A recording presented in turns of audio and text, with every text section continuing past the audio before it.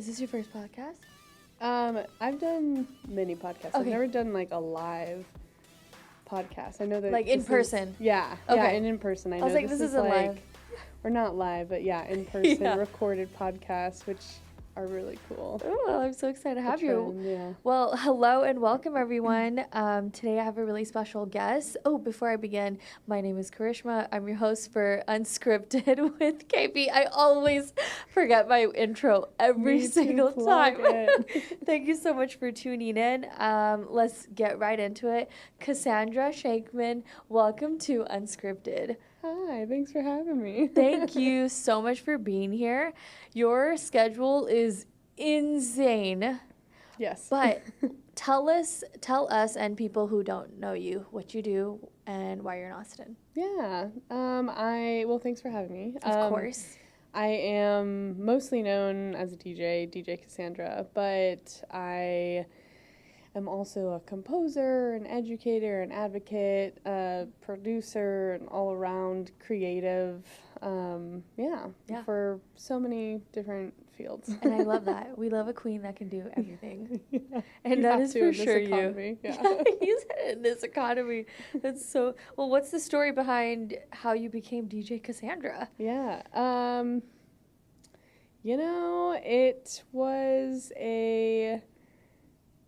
It was something I always wanted to do, and I've been in Austin for 15 years, and I didn't see that many women DJs back then. There's a lot now. Now, yeah, So definitely many. a lot more. Which is great, but there were like maybe less than a handful back then, or even less than like maybe one that was doing it even full time, and it was something that I just was interested in. And Were I you was always like, into okay. music? Oh yeah, I've been doing music my whole life. Oh, I studied composition at UT, and so I'm a UT grad, and then I did music, and I've been doing music for a while. Okay, so it made sense when you were doing the UT graduation ceremony DJ that it was a full circle moment for you. Oh yeah, super full circle, super pinch me, got the shivers. And that was sick. If you guys haven't seen her Instagram page, you must go look at it because that was epic. Yeah, just DJ Cassandra. Just DJ Cassandra.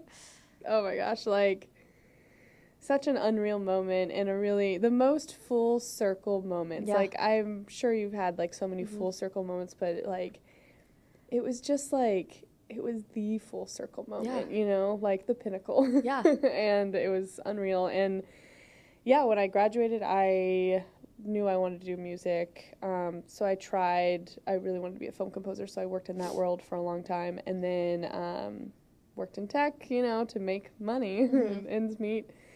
And then got laid off of that job in 2016. And that was when in 2014, I had dabbled in DJing for a little bit. But then in 2016 was when I was a friend of mine was leaving. She was like, do you want to DJ with me? Learn how to DJ my going away pool party? And I was like, yeah, I don't know what I'm doing, but let's do it.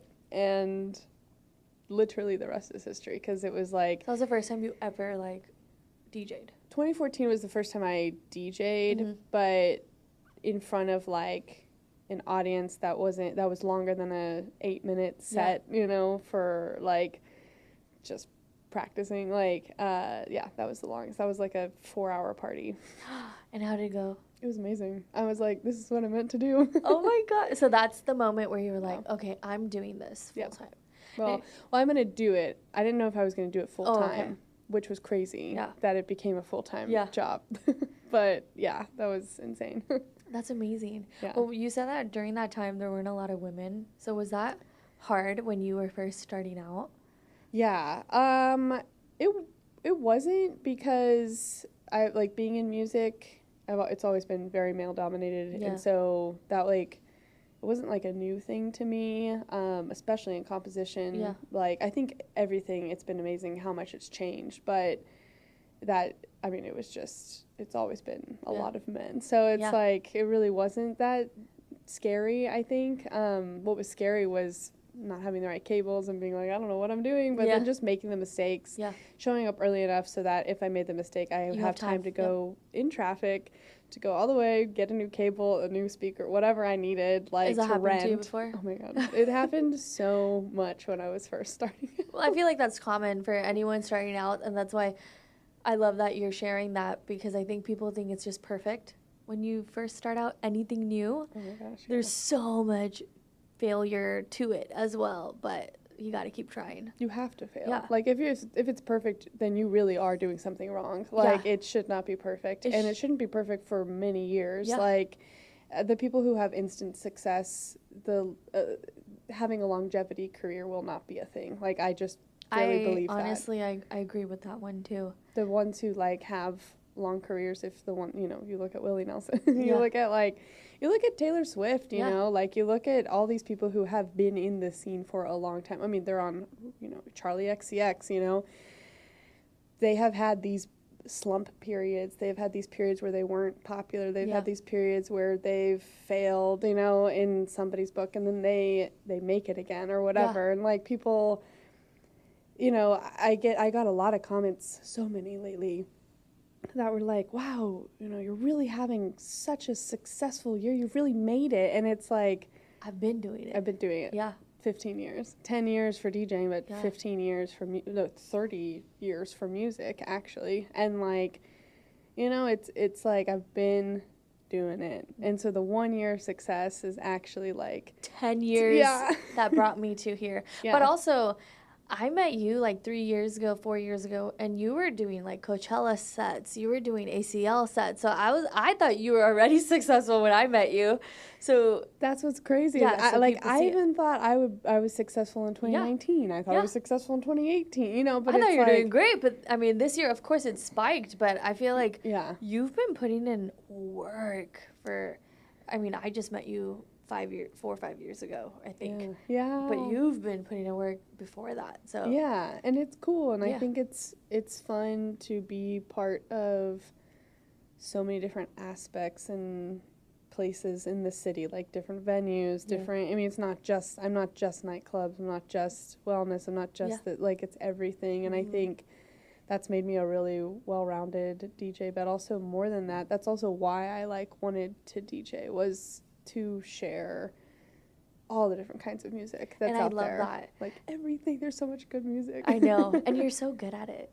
You're really good. And I'm not just saying that to hype you up. You're actually really good at it. Thank you. That means a lot. Thank you. And you won Best DJ, right? Of Austin this year. Yeah, which is crazy. How does that feel? Were you the first woman DJ to win that? Yes. 43 years. Yeah. Ever. Yeah. Fuck. Yeah. Which was crazy. Good for you. That was my thought. Hell exactly. Yeah. Why did it take that long? But surprised. I'm glad it was you. Yeah, I think I was really surprised when I won. I was really surprised to be nominated, and then because it was just something that I was always like, oh, I don't know how these you know, awards things work, and you know, who's on the committee to nominate. I don't know how that stuff works. So it never really was like, oh, one day I'm gonna win that. Like, it was just kind of like, if this happens, this would be crazy. Yeah. And then it happened, and then I won, and that was crazy because I was up against some major players who, like, I have massive respect for, and yeah, I was very like, wow, this is not just an award for me though. It also is for every single person who has, like, been part of this journey that I've been on. They've been part of it, so it's like we all won it, baby, you know. It was kind of cool. Amazing. Yeah. And how'd you celebrate winning? With another gig. I just worked. No, literally, it was like I had a gig for NASCAR. Well, when I found out, I think when I found out, I was just like super shocked, but I just, like, you know, just went back to working, and I was like, this isn't real, whatever. And then it was real, and then, like, they had the awards ceremony, and that was the same day as a gig at CODA for NASCAR, which is the coolest thing to be a woman DJ on that stage. Amazing. Like, very empowering. Like, kudos to everybody over there for that. Like, I have nothing but amazing words for them. Like, because again, it's mean, it's all male drivers. And to, like, be a woman up there, like, doing the intro drivers, like, that's just, it's very cool, very empowering, very, like, inspiring. Yeah. I've definitely, like, I've run into so many different people from my NASCAR gigs that are like, I saw you DJ, like, oh, my kid, you know, she wants to be a teacher or whatever. And it's like, and I didn't know anything about NASCAR. Yeah. And then I did a lot of research and learned a lot. And then now I'm a fan of Bubba Wallace. He gave me a fist bump this year. It was cool. But, yeah, it just was, I did that gig and then went straight to the award ceremony right after, changed my outfit in a parking lot. I was like, let's go. I love that. Well, on that, what's something people don't see behind the scenes of being a full-time DJ? Oh, the tears. The changing in parking lots. Yeah, like, that's why I asked. Literally, like, changing in stairwells, you know. The amount of people, I think, that have really been on this journey with me, that's the part I love the most, is the amount of collaborations, the amount of people it makes really happy, the joy. Like, I think what people don't see is, like, yeah, I bring them a lot of joy, but they bring me a lot of joy. Yeah. Like, they pull me out of. Yeah, it also connects, too, because if you're not happy with, suppose, a client that's coming in, you're going to give, like, the same energy, too. Like, if they're not happy with you, you're going to be like, oh, this isn't working for me. So you're going to give whatever you can. Exactly. Yeah. Well, that's why, like, vendors who work together often make the best team, because, you know, if I'm doing a wedding and there's a new florist or a new photographer or any kind of vendor, like, different energies, like, that can really affect each other. That affects me, definitely. Mm-hmm. And there have been some crazy stories. So many crazy stories. What's the craziest one that you can share without obviously giving any names? Oh my gosh, there have been so many, and I just wish I could. I wish I wrote all of them down. I think I have. What's something you remember? I mean, the very most recent one, which I think it's probably not that crazy, but it's the only one that I remember lately. Oh my gosh, I mean, it was like running into Heidi Gardner, I think is her name. She's an SNL actor. Oh, actress. Yeah. Yes, I think I know who you're talking about. And she has like blonde hair. Oh yes, the short, like, short blonde hair. Yeah. And like, I literally thought like she was a past collaborator of mine that was at a gig. Like, literally, this was on Saturday. Yeah. And I was like, oh my gosh, like, and I hadn't remembered her name. You know, I was hoping she would say her name, but I also didn't know why she didn't know me. And I was like, it's Cassandra, like, all of our yoga gigs that we just did, like, oh my gosh, it's so good to see you. I thought her name was like Ellen or something. And I was like, just, you know, really not understanding why she didn't remember me. And then she's like, I'm really sorry, I don't know you. And I was like, but then how do I know you? Why are you so familiar? And I just like, SNL. Literally, that's what she and her friends were like, it's probably SNL. And I was like, oh my gosh. And we had like the best laugh. I'm sure it's going to end up in an SNL skit. How great would that be, though? You'd be like, I'm that girl. I'm that girl who they're writing this about. It was really funny.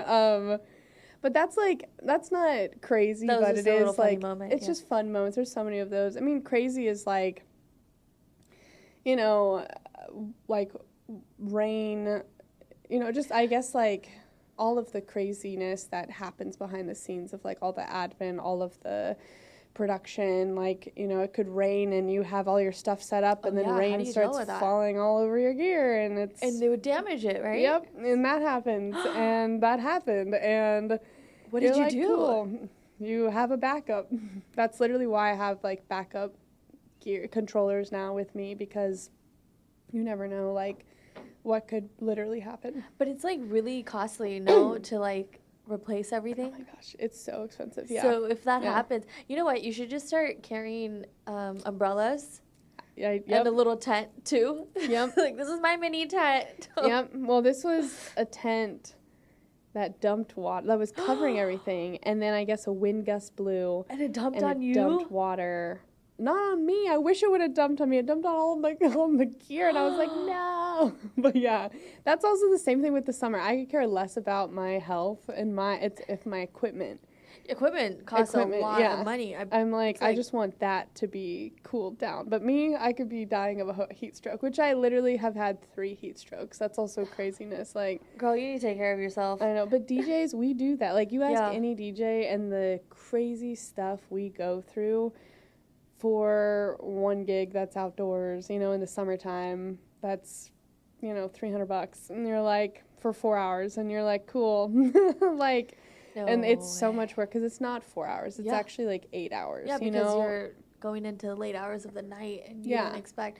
Yeah, my wedding, I had my DJ. My DJ was a woman too. I had a full woman vendor for my wedding. It was amazing. We just had one male, and he was playing the dole. I don't know if you know what the dole is. Yeah, it's like a. They carry it around. Yeah. And he was the only guy, Nihal Singh. I don't know if you've seen him on Instagram. I gotta connect you guys because you would love his energy. But my entire staff was women, and my DJ, she's amazing, DJ Shilpa. Because I was like, you know, there aren't a lot of women. Is she Austin based? No, she's in New Jersey or New York. No. Okay. One of the two. But we had her all weekend, and she was going on every, like, you know, after hours too. And obviously she was compensated well, and we made sure she was taken care of. But even there was a day that it was really hot, and I was like, cover the DJ. But she was covered. She was covered. She was good. Because I was like, she's the one who's going to be setting the vibe and standing out there longer than any of us. She has to come in early, make sure the music already starts while the guests are entering before the bride comes. Yeah. So I feel like people forget that the DJ really sets the mood. Yeah, that's why it's really funny to me whenever it's the last line item in a wedding budget. It really is. It is always the last, I'm not even joking, the last line item in a wedding budget. Mine was the first. Like, I was like, good DJ. Amazing. Music and food is the 2 things that are going to keep your guests happy. Amazing. And there are some planners that value that, or like, again, if you have an amazing client like you, like, who's like, this is value. Our wedding planner was also the same, because she's like, love that. I think it's women understand women. Yeah. Well, it's also understanding that, where you're like, oh, it's a hot day, let's make sure this human is okay, because that's really what's crazy. The amount, I probably have skin cancer like from just the crazy gigs of like, okay, I will suffer through being outdoor in the direct sun for 10 hours, you know, and there's no sunscreen. I didn't know I'd be out in the direct sun, and I didn't bring sunscreen because I didn't think that would be the case. And so now you're prepared for all scenarios. All scenarios, but then also that's my biggest thing now is educating and advocating for, like... I was going to say, do you ask them now beforehand, like... That is a big thing. Okay, if it's outdoors, it's going to cost completely different. Yeah. Like, because it also is wear and tear on my gear. Yeah. But it's also, we can do this differently. It doesn't have to be outdoors. Yeah. Like, some people who put you outdoors, it actually doesn't have to be. They just have the idea that, oh, it's going to bring in all these people, or it's going to look really good with the photos. But, like, you can actually just put a speaker and chain that and have you be inside. Like, for example, I did a store DJ set, which are some of my favorites to do. I love them. And this client was like, we want you outside on the patio. And I, normally a good weather, that would be beautiful. That'd be awesome. But I was like, it's 100 degrees plus outside. Was this past weekend? Yeah, this was this past weekend. Yes, I know what event you're talking about. Yeah. And it was hot that day, and I was like, I'm not going. Exactly. But visually, that would look amazing. It would bring in a lot of people. Yeah. But the thing is it would bring them inside the store, and then you want them to be inside the store. Yeah. So, again, it's my world and my job to, like, advocate and educate a client that, hey, well, actually, how about we do this because they didn't think of this, and that's not their job. Yeah. It's to put the sound outside, chain it inside. Yeah. So that I can be inside, I can keep the party going and you inside. can still play sound outside, like you said. You just connect the speakers. Exactly. I don't know how the speaker world works, but everything connects. Everything connects. It just via an XLR cable. It was super simple. Exactly. It was just like one of these cables that's connected in here, and it was like, okay, well then this is great. People were like, what is happening? And then they saw me by the window, and they're like, oh, that's cool. Came in, stayed in, and then I was cool. Yeah. I wasn't dying of heat either. Yeah, also you got to protect yourself too. So yes, advocate for yourself. That is very, very important. Yeah. And did that teach you throughout the gigs? Yeah. Oh yeah, for sure. I have. Or were you a people pleaser before? I was a massive people pleaser before. It has been this year, and it's also I'm proud of you because it's really hard to get out of that. Oh my gosh, it's really difficult. Yeah. And it's been working with clients like that client who I love working with, who get it, who then are like, oh yeah, oh of course. And then they make that their procedure for everything future. You know, it's like people like that, but it's also like I'm now in a position where I can have a say. Before it was like, I'll do anything for whatever, know, and I don't care, I'll do whatever, you know. No, but it's important to set boundaries, and I'm glad you're doing that now. Thank you. Yeah, there weren't any boundaries. I'm still learning that this year, but I'm also learning it from the Gen Zers. Gen Z. They have boundaries, baby. I'm telling you. I was telling someone. They're smart. I was telling someone that was on the podcast earlier, like a few months ago, and I was like, one thing I really love about Gen Z is they do not shy away to tell you how they feel and when it's like enough is enough. Yes. I love that. They're so smart because when we were growing up, when we said something of how we felt, it was like, no, you don't. You can't act like that. Yeah. Oh, nothing's wrong with you. Oh my gosh, yes. And now it's like, oh, okay, that's how you feel? Okay, we understand. I was like, what the fuck? Literally. I could have done that this my whole time? Literally. I mean, I did it, and people would just call me too much or dramatic or like, you're asking for a lot right now. Yeah, which is ridiculous that was the case. Like, it's really cool to not feel that way, but it's also like, it's stuff like this. It's like having conversations that, are on platforms that we can see and watch and feel like, okay, we're heard, and that, okay, I don't need to do that because nobody else is doing that. So I need to have boundaries, and then blah, blah, blah. And, and then you do that, and then other people learn from that, and then it creates a whole new healthy world. It does. And I'm glad you're creating that because your health is important, and you're important at the end of the day. Yeah. It's not even about your set or anything. It's about you. You're the person bringing it. You're the person going to be there. Yeah.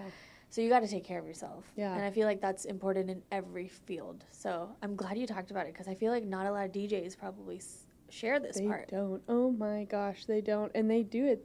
They'll suck it up and do it. And I'm like, I don't want you to, but also I get it because I was there. Yeah. And I understand. Well, what would you give like new DJs that are coming in? What would your advice be to them?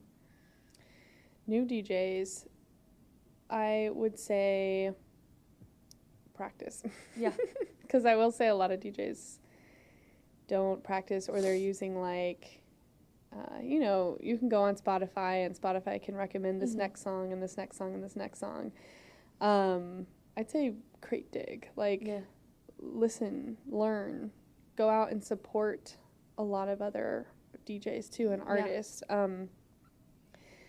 That's how I got a lot of gigs, was going and being there, and then that person being like, hey, they have another amazing gig, and then they can't do that gig, and then they're like, but you come and show up to this.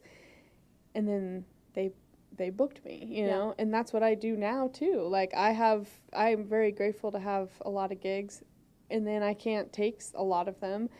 So then I'm like, okay, who shows up on time, who's supportive, who's whatever, who's part of the community, and then I book them out because they're also top of my mind, I know there's like so many amazing DJs in this city, but the ones who like are constantly on the top of my mind because they're constantly like doing the things you just said. Yeah. Or DMing or supporting or whatever they're doing. You know, it's important to support each other in this industry too. I feel like that's the thing. You have to be supportive. You can't just be you on an island away. Like, it takes a community. That's also the competition mentality too, right? Like, if I support her, she's gonna do better than me. But it's like, I feel like people forget there is so much room in this world. Like, if you just look up, we're literally this tiny little speck in this entire world. We have so much room for everybody. Yeah. And so it is so important to support each other, help each other out. I was telling one of my friends that when I was younger, I feel like it was the brown girl mentality in our society. Like, we had to compete with each other. But then the older you get, you're like, no, we don't. Like, the only competition is you with yourself. Yeah, right. But with others, like, let's support each other. Let's help each other get to where we need to be. And women pin each, because that's society. We pin each other against each other. And there's literally no need for that, because your background is different than this person's background is different than my background. And so we have so much difference to bring to the table that, yes, we could all be doing a podcast, but your podcast is completely different than this person's podcast. Like, we all have different things to say. The power of diversity, and I feel like people just forget about that. Yeah, exactly. And I think that's when when you come into it with that not scarcity mindset, it is beautiful. But it is hard to learn that, because jealousy and scarcity, I mean, jealousy is it's ugly. And it's so horrible, ugly. But it's also learned, Yeah, it's not, I feel like it's not everyone's fault because of, like you said, the way we grew up in this society. Yeah. Now it's a little better, but I still see it amongst people. But that's why if you give to a community and you're part of a community, your community is going to give back. Like, because you're part of something. You're building something that's not just you and your ego. It's greater than you. It's something that's going to last beyond you. Like, you're going to die and it's still going to be there, and it's going to be growing and it's going to be learned, that's why advocacy is so important to me, because that's going to be something that surpasses me and makes the world better, makes the community that I have given my life to better, and I think once you can get above just that daily grind and really see, like, value and purpose, which comes from just doing it a long time, that's when it's like, okay, all those other things go away. They don't matter, because it's like, okay. I mean, that's why you and I are here. You and I built a relationship just from seeing each other at gigs, talking to each other. Yes. And it could have just been like, no, I don't want to talk to you. You could have been that way immediately. Yeah. But I love when someone's playing really good music. I love going up to them and be like, you are so good. No, I literally love them about you. I just, every time you play, I'm just like, dude, she just, like, gets me. It's like you're playing just for me. It's only me in that room.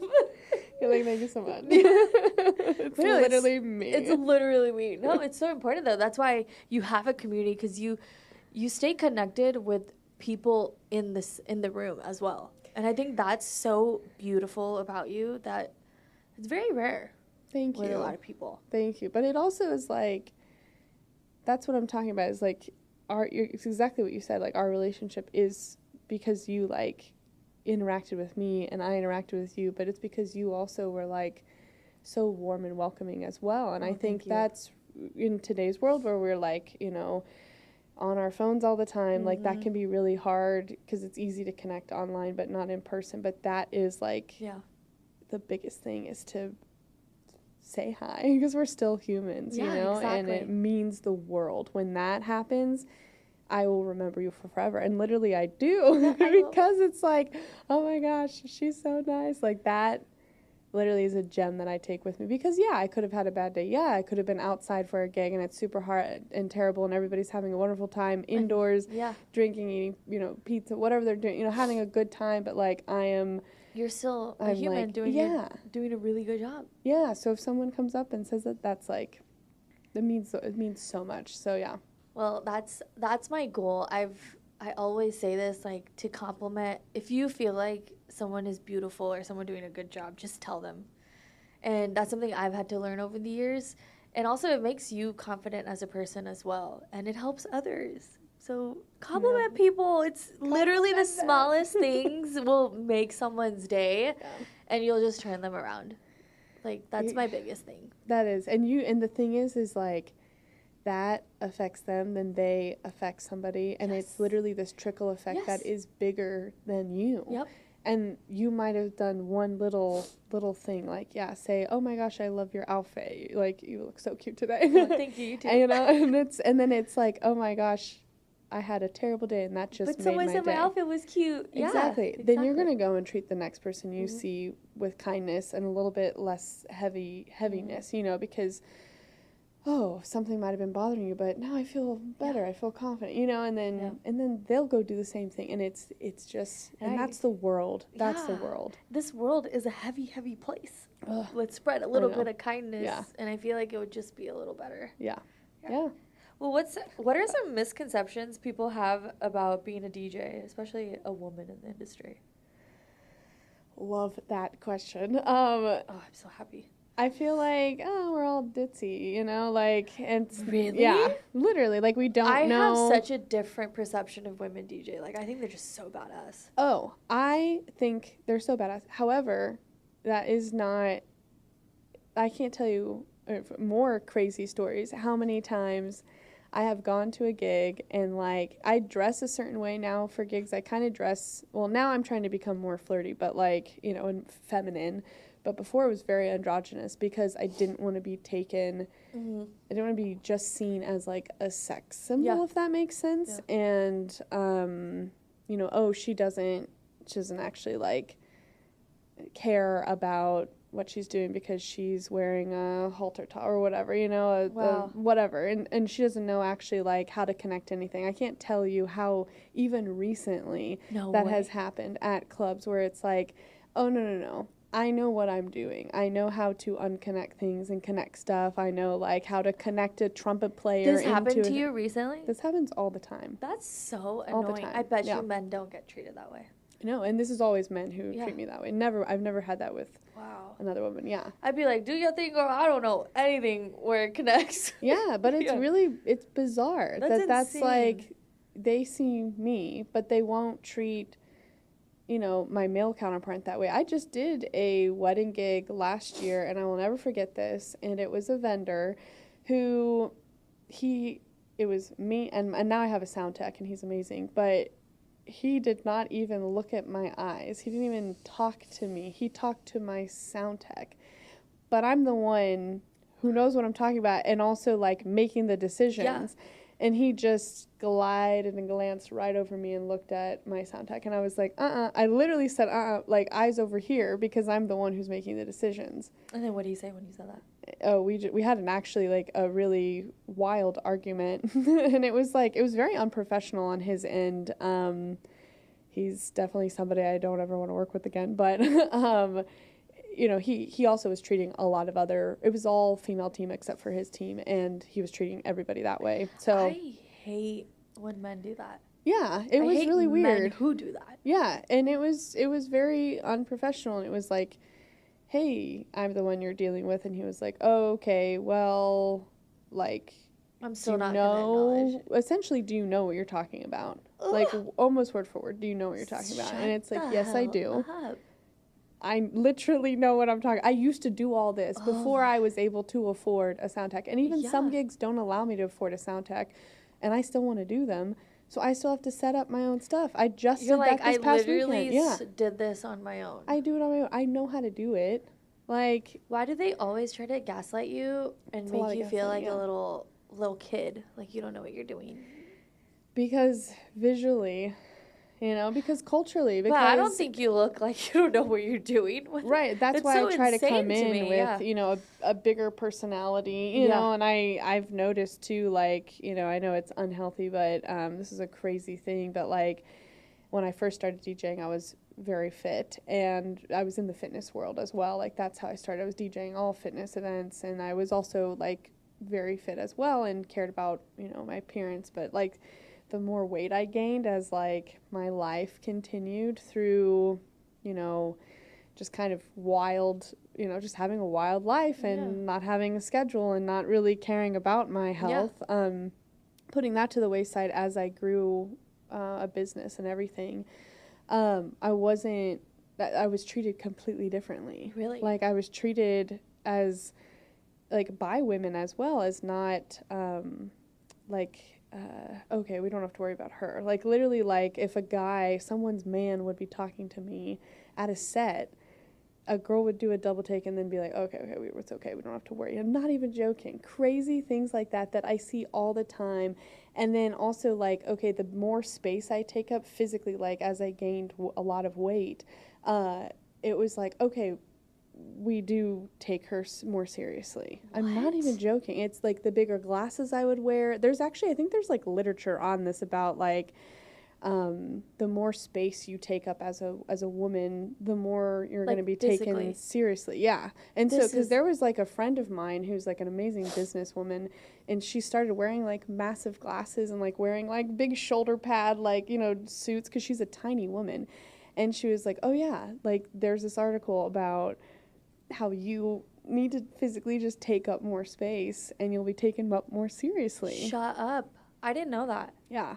It's sad. It is. I think it's sad. Changing. I really am like, sorry it's that changing. You've had to deal with that. But isn't that crazy? Like, I insane. witnessed the craziest things about how humans work. Does that mess with your mental health, though? Oh my gosh. Oh yeah. I have never had mental health issues until becoming in the music world. Yeah. Until working for myself and because, you know, doing anything like that. You have more pressure and stress, but also this. If you're noticing all of this, like, that must take a huge toll on your mental wellness. Oh, massive. Like, and how do you, like, deal with that? I mean, DJing, I will say, as much as it takes, it also gives. It is the thing that, you know, if I feel really depressed, like, it's the one thing that can get me out of a depression. Because it's like, you know, it takes a lot, but it is really beautiful because you can be super sick or super sad. But music, man, exactly. And then seeing that one person that connects with it, and you're like, oh my gosh, I connect with them, or they know that song, or I just taught them a new artist, a new song, you know, or just like us, like we connected through music. No other language. Literally, music. That was the only language that we connected through. It's universal language, so it's the most healing thing. I literally had another crazy story. All these crazy stories are popping up now, but I was getting really sick as like this gig was going on, and it was a wedding, and I did a 4-hour dance party on top of a full, like, 6-hour plus day. So it was like a 10, 12-hour day, not even setting up, so it was even longer. And I was, like, coughing, and my throat was hurting, and then I was, like, getting really sick. And then I DJ'd the dance party, and everything went away. I literally didn't feel anything but joy. And immediately, the last song was done, and I was like, yay, and the couple left, and I collapsed, and then had to go to the emergency room. Oh, my God. And I didn't realize, like, how sick I was. I was, like, actually very sick. Yeah. But the mind, the body, the music. When your mind's not on it or thinking about it, it just takes away. It takes it away. I will say that when I'm not feeling good, I love to blast Billie Eilish and lay on the floor and just feel it. I love that. I love Billie so much. She just gets it. Yes, she gets it. But it's like you feel it. You too. You just feel it. Like, put it on blast and lay on the floor and listen to your favorite artist. I promise you, it's such a healing thing. Just like, and also one of the things you learn when you're going through a lot of stuff, like when you dance to music, that will take away all your stress. And it's not a lie. Like, get up and start dancing right now for 2 seconds. You'll already feel lighter. Yeah. Like, this is so true. It is so true. And I didn't think about that until I started doing it more. And I'm just like, because I got this comment one time, and they're like, you're always so happy. And I was like, really? I'm just always dancing, you know? Like, I love that. It's also like, you forget.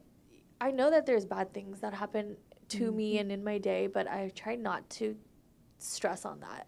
So I feel like we should not obviously don't push it away. Yes, bad things are meant to happen. You're supposed to ride through it. But don't forget that there's still grateful things in your day, in your life. Like, I'm so grateful for the littlest things. So, And you can't appreciate the good things without having those the bad moments, things. Yeah, to put it into perspective, Yeah. which sucks. Yeah. But yeah, you're so right. Well, how do you stay grounded when you're juggling gigs, collabs, and all that?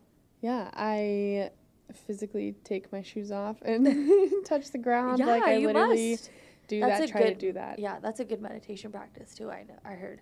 Yeah, well, and also there's microbes or something in the dirt that I don't know how healing it is, but I think it's healing. I think so. It feels healing to me. Maybe whatever works for you, right? So yeah, I feel like also having this, like, there was a book I read and it's called The War of Art, not The Art of War, but it's The War of Art, and it's a really quick read, kind of similar mentality as this other like workbook called The Artist's Way that's way more popular, and it's all about purpose and like just the why, you know. And I think that grounds me for some of these really big moments, like especially the UT commencement with like all those people. You're also on such a high that you forget to like focus on the present and also take in those moments, I bet, because it's so big that you're like,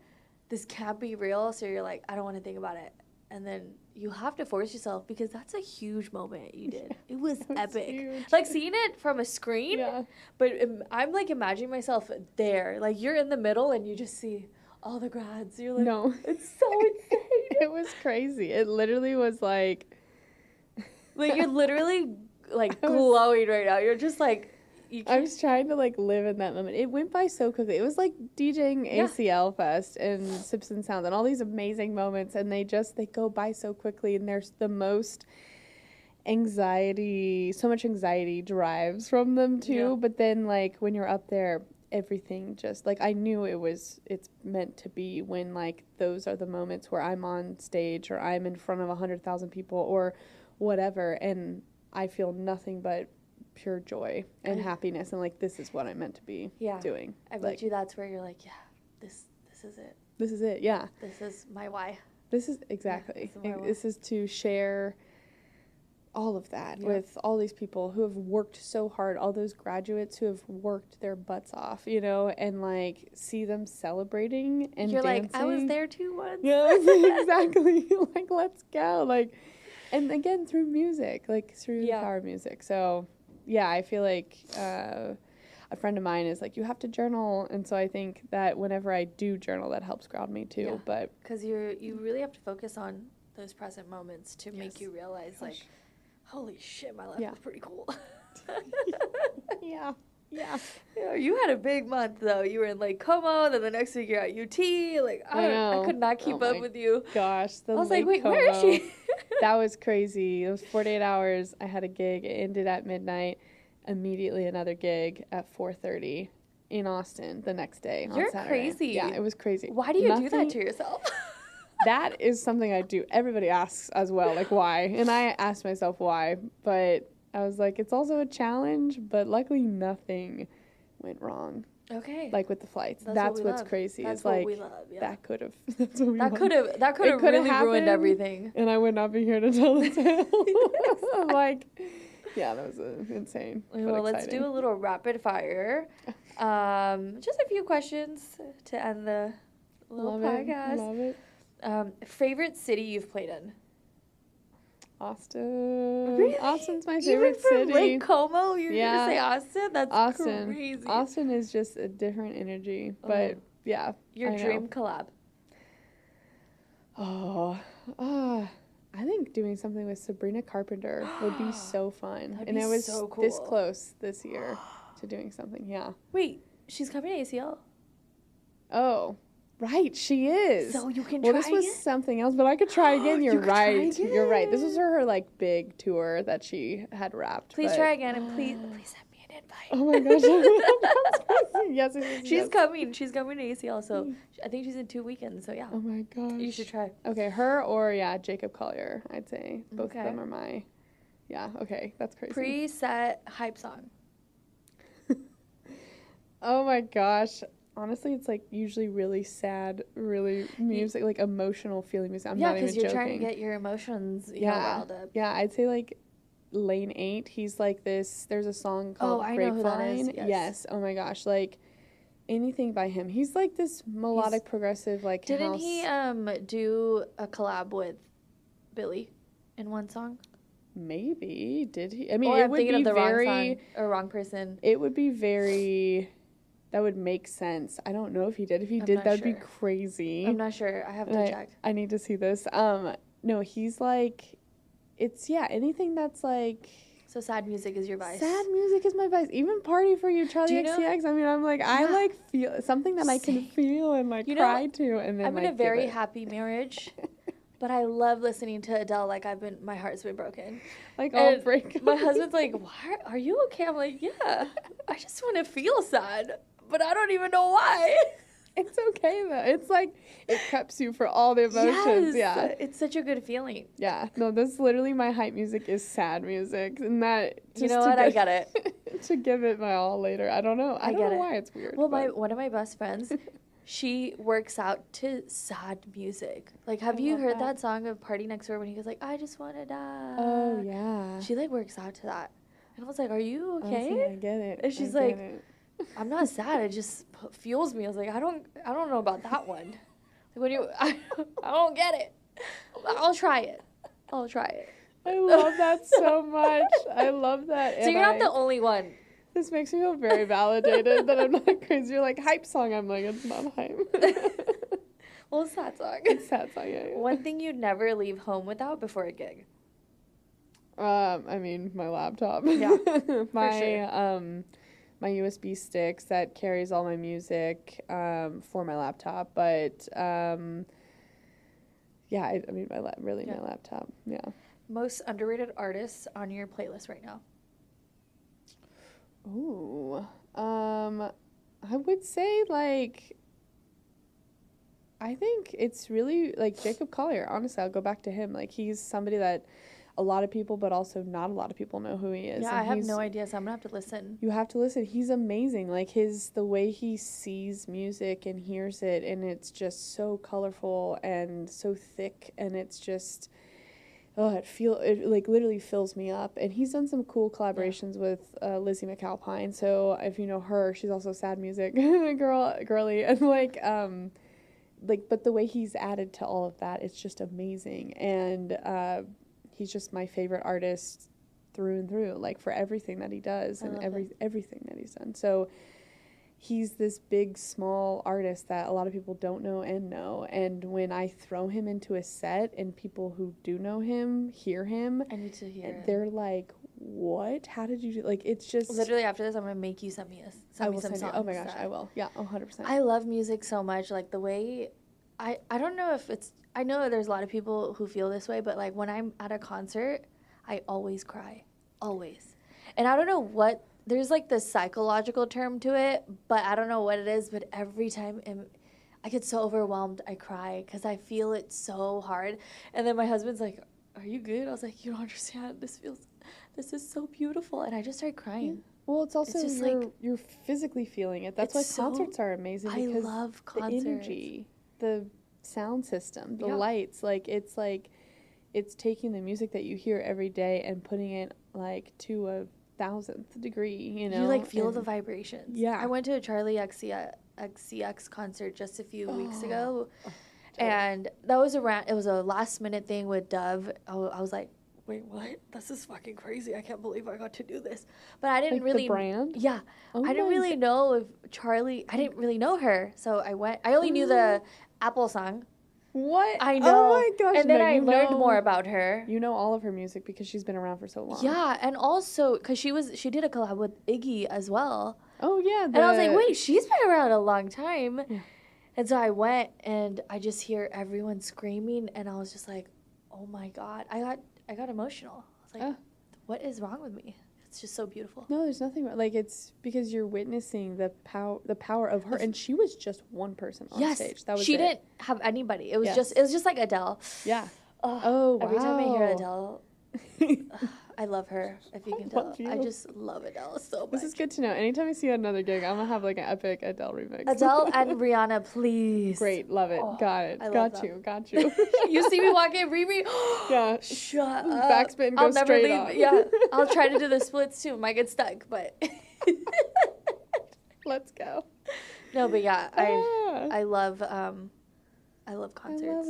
I love that. Yeah, it's really cool that they're back now too. You know, like, Yeah. it's not the same virtually. Yeah, as it's it really was, not. like, in person. It's yeah. really not. Well, one word to describe your 2025 energy. Building. Yeah. Yeah. Yeah. I think people might see it as made it No. or like I feel like you happy or still whatever, have but a it's lot. a lot more to go. Oh yeah. I feel Building. it. What's your next few goals you have? Making music. Finally getting back to that. Oh my god, That's how it started it all, was making music. So now it's like doing focusing on that. Yeah. I think that's a big goal. Boundaries, baby. Yes. Boundaries. Yes. Massive goal. And I think just more joy and less like low days. Like there's so many low days that come with the high days, and really knowing, I think, again, it goes with boundaries, but balance. Yeah. So yeah, oh my gosh, that's it. Balance, boundaries, and creating. Yeah. Yeah. Well, and building. Boundaries, building. Beep. Well, thank you so much for being here and sharing everything that you did. I know it's not easy, so I really appreciate it. Thank you. Really appreciate you. No, I love you. I love you. And thank you all for tuning in every week on Tuesdays. Have a good day. Bye.